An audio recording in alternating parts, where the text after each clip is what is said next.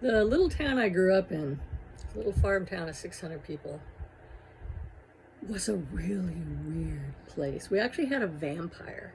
We called him John the Vamp, and he thought he was a vampire. He'd only come out at twilight. He had the slick back black hair. He was super, super pale. He always wore a white shirt and black pants. And he used to come into the diner that I worked in when I was a teenager. And I always rode my bike there and then just parked the bike outside the door because nobody cared. And John the Vamp fixated on me.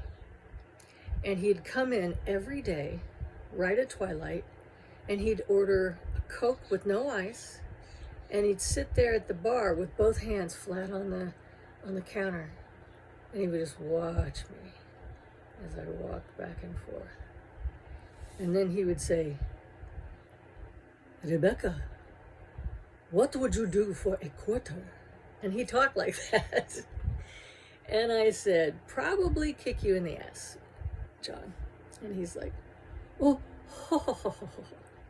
So one day he pulled like almost an entire container of paper napkins out of a little zippy thing. And he walked out with it. And I'm like, oh God, what's Vamp doing now? So the store closed. I went out to my bike, and the entire bicycle chain had been crammed full of those napkins. And he was, there's a little boulevard right across the street and then the bank across that. So he was sitting, leaning against his bike, seeing me trying to pull the stupid napkins out of my bike chain. So he rides over really slow and he goes, "What is the problem, Rebecca?" And I said, "Oh, Vamp, some asshole ran, paper napkins through my chain. Would you like a ride? I can give you a lift on my bicycle." And I said, "No, thanks, Vamp." So I dragged the bike into the restaurant and I go, "Sandy," who was my boss. And I said, "Sandy, I need a ride home. John the Vamp is stalking me." And she goes, "Okay."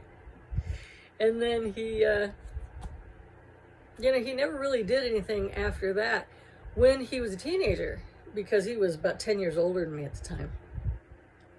When he was a teenager, he was biting girls in the school.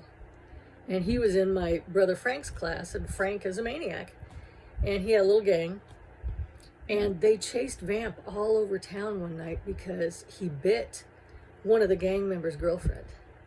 So they caught him in the park. They threw him down on the ground, and they broke a Pepsi bottle so it had a jagged end, and they stuck that over his chest. And they said, "We're going to pound this into your heart if you bite another girl. You better not bite another girl." So he actually stopped biting girls after that. But yeah, John the Vamp was one of the strange people in my hometown.